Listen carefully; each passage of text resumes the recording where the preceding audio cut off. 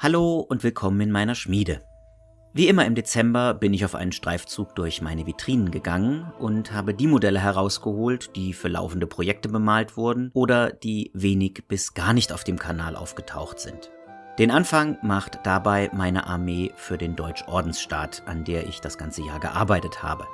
Geplant war die eigentlich für Saga, daher auch der Name der Videoreihe. Aber dann habe ich bei den Infanterieeinheiten einfach 4 Modelle hinzugefügt und so wurde die Truppe dann auch für Lion Rampant nutzbar.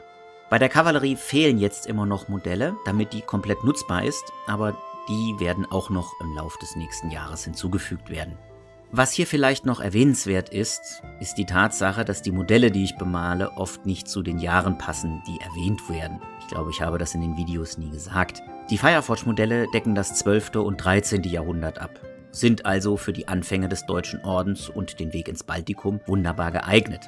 Aber spätestens mit der Wende zum 14. Jahrhundert ändert sich die Rüstung immer mehr und in der Schlacht von Tannenberg war kein Ordensritter mehr mit einem Topfhelm ausgestattet. Das wollte ich hier nochmal erwähnen, damit kein falsches Bild entsteht.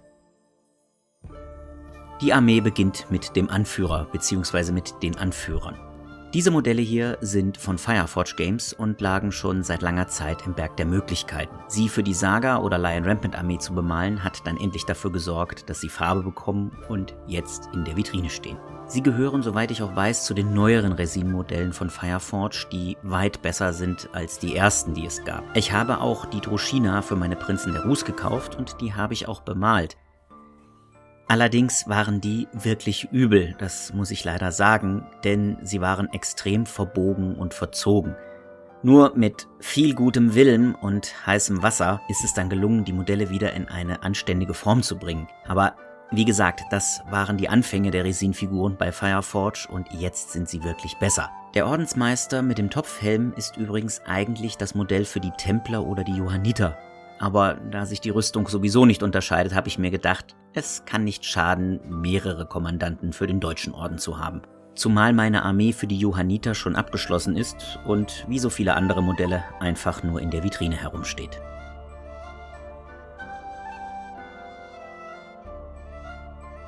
Der nächste Ordensmeister ist ein Modell von Northern Crusade und stammt aus dem Drucker. Als Vorlage für diese Figur hat, und jetzt kommt reine Spekulation, ein Bild von Piotr Arentschikowski gedient, das für ein CD-Cover der Metalband Ice Storm benutzt wurde. Hier mal das Bild zum Vergleich. Der Ritter in Weiß und Gelb, also heraldisch Silber und Gold, sieht dem Ordensmeister doch extrem ähnlich. Wenn ihr jetzt mal auf die Mähne des Pferdes achtet, die fällt in diesem Bild genauso wie beim Modell. Also es ist reine Spekulation, dass dieses Bild als Vorlage gedient hat, aber die Wahrscheinlichkeit ist, glaube ich, sehr, sehr groß. Das Modell an sich gefällt mir sehr gut und es war auch sehr schön zu bemalen. Außerdem habe ich es auch als Ausgangsmodell für Umbauten benutzt. Zu einem Umbau gibt es ein Video, da habe ich eine stark romantisierte Version von Edward III. Gebaut. Allerdings ist das noch nicht online, das kommt erst nächstes Jahr. Nachdem die Anführer ihren Auftritt hatten, kommen jetzt die Ordensbrüder an die Reihe. Hier fange ich mit den Ordensrittern an, die auch als erste im Baltikum waren, nämlich mit den Schwertbrüdern. Die Modelle sind die normalen Fireforge-Ritter, die ich auch schon sehr oft für Umbauten verwendet habe. Die Figuren sind nur mit den Teilen aus der Box gebaut und angemalt worden. Als die Modelle damals rauskamen, und das ist ja schon eine Weile her, waren sie wirklich super. Aber heute sind sie etwas überholt und Fireforge hat, was das angeht, ja auch ziemlich nachgezogen. Und die neueren Boxen, zum Beispiel für die Byzantiner, sind wirklich sehr schön. Die habe ich auch bereits für Umbauten verwendet, da gibt es auch Videos von, aber die Modelle sind bis heute nicht angemalt worden. Bei den Schwertbrüdern hier waren die Schwertkreuzer auf den Schilden das, was ich will mal sagen, am unangenehmsten zu malen war. Im Gegensatz zu individuellen Wappen haben die Ritterorden ja ein einigermaßen uniformes Aussehen. Das sollte sich auch an den Modellen widerspiegeln, also mussten die Wappen einigermaßen gleich aussehen. Aber die investierte Arbeit hat sich durchaus gelohnt und ich finde, die Ritter sehen auch sehr schön aus. Bei den Helmzieren der Schwertbrüder habe ich mir dann etwas künstlerische Freiheit gestattet, weil ich keine Ahnung habe, ob die wirklich rot waren oder ob die Ordensbrüder da einen gewissen individuellen Freiraum hatten. Kann ich mir jetzt nicht unbedingt vorstellen, aber ich habe mich auch nicht weiter mit dem Thema beschäftigt. Ich habe mich dann jedenfalls für Rot entschieden, weil es passte einfach am besten zu den Modellen. Bei den Deutschordensrittern habe ich mich dann für Schwarz entschieden, aus genau dem gleichen Grund. Es sah einfach besser aus. Weiter geht es mit den Rittern des Deutschen Ordens. Auch die sind nur bemalt und zusammengebaut worden, mehr nicht. Wie schon eingangs gesagt, war die Armee eigentlich gedacht für Saga-Ära der Kreuzzüge. Entsprechend war auch die Punktverteilung der Modelle. Aber sie sollte dann auch für Lion Rampant nutzbar sein und deswegen fehlen mir, wie auch schon erwähnt, für die Kavallerie immer noch ein paar Figuren. Ich habe dann jeweils 4 Modelle als einen Punkt Veteranen bemalt und dabei auch immer darauf geachtet, dass die Ritter einen Mantel tragen und das Pferd eine Schabracke hat. Die Idee gefiel mir ganz gut, um so Ritter und berittene Laienbrüder zu unterscheiden. Bei meinen Kreuzfahrern vor ein paar Jahren habe ich das genauso gemacht und auch immer zugesehen, dass die Veteranen auf diese Weise erkenntlich sind. Die fehlenden Modelle werden aber wahrscheinlich nicht mehr in einem Video bemalt werden, weil die Reihe über den Deutschen Orden fast abgeschlossen ist und ich mich jetzt nochmal auf die Infanterie konzentriere, denn da habe ich auch eigentlich noch ein bisschen zu wenig für meinen Geschmack. Die Ritter sind fertig, also kommen wir zu den Kriegern, die die niederen Arbeiten verrichten müssen. Das hier sind die dienenden Brüder des Schwertbrüderordens, die ein braunes oder schwarzes Gewand trugen. Auch diese Figuren sind von Fireforge und wurden standardmäßig aus den Teilen der Box zusammengebaut. Verwendet habe ich dafür die Foot Sergeants, die Deutschordensinfanterie und die Box der Foot Knights. Im Grunde sind das jedes Mal die gleichen Gussrahmen, in denen nur ein paar Teile wie Köpfe oder Waffen ausgetauscht wurden. Das ist jetzt ein Vor- und Nachteil der Boxen. Auf der einen Seite können alle Teile für jedes Set benutzt werden. Auf der anderen bleiben aber irgendwann die Kombinationsmöglichkeiten auf der Strecke und vor allem, wenn die Modelle für Ritterorden bemalt werden, sehen sie irgendwann ziemlich langweilig aus.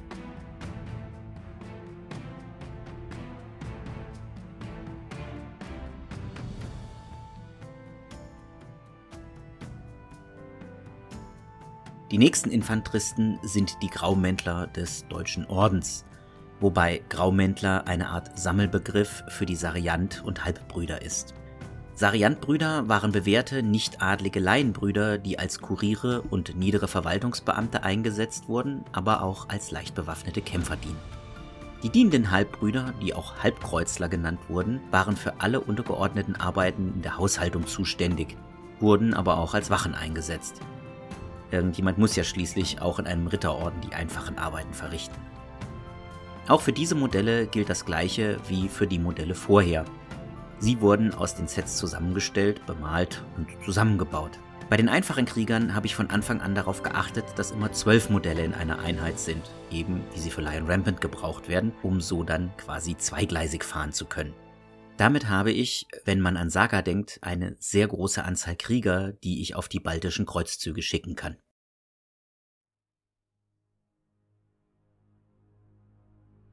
Neben Nahkämpfern braucht man natürlich auch Krieger, die die feindlichen Reihen schon auf Entfernung ausdünnen können. Das ist die Aufgabe dieser Einheit Armbrustschützen.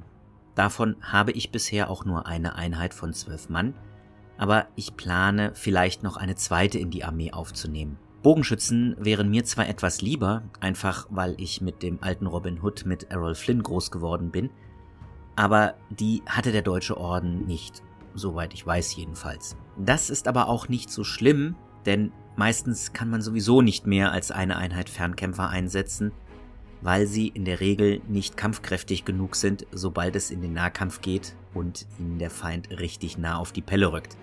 Dann sind sie in der Regel sehr schnell vom Tisch gefegt. Deswegen bin ich mir auch immer noch nicht sicher, ob es noch eine zweite Einheit geben wird, weil ich die letzten Modelle eher für Nahkämpfer benutzen möchte. Die gesamte Infanterie wurde im Rahmen meiner Idee, Boxen müssen leer gemalt werden, bearbeitet. Und da kamen mir die Ordenskrieger gerade recht, vor allem wegen ihres uniformen Aussehens. Die lassen sich dann immer sehr schnell bemalen, weil man immer den gleichen Schritt machen kann. Mittlerweile sind von diesem Projekt jetzt nur noch 3 Boxen übrig und ich bin froh, dass langsam etwas mehr Platz in meinem Schrank und der Berg der Möglichkeiten kleiner wird. Den Abschluss des Videos bilden meine Preußenfahrer.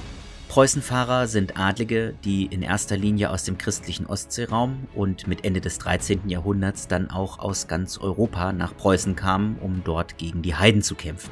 Die Truppe habe ich als Einen-Punkt-Krieger für Saga aufgestellt, also mit 8 Modellen, und sie werden auch nicht mehr erweitert werden. Die Modelle selber sind ein bunter Mix. Das Pferd mit Halbschabracke ist aus dem Drucker und stammt von Northern Crusade. Die einfachen Reiter sowie der Adlige in Rot und der Bischof sind Modelle von First Corps. Der Ritter in Blau-Weiß ist von Fireforge, genauso wie auch alle Pferde, bis auf das eine erwähnte von Northern Crusade eben. In dieser Einheit habe ich dann alles zusammengeworfen, was noch irgendwo an Figuren übrig war, nur um endlich die Blister verarbeitet zu haben. Wie mit dem "Die Boxen müssen leer gemalt werden" ist es auch hier gewesen. Angefangene Blister sollten endlich fertig werden und die Figuren damit vom Berg der Möglichkeiten in die Vitrine wandern. Damit sind wir auch am Ende des Videos angekommen und ich hoffe, dass es euch gefallen hat. Wenn es das getan hat, dann lasst mir einen Like oder Kommentar da, teilt das Video, abonniert den Kanal und läutet die Glocke. Eben alles, was ihr so von YouTube kennt, und bis bald in meiner Schmiede.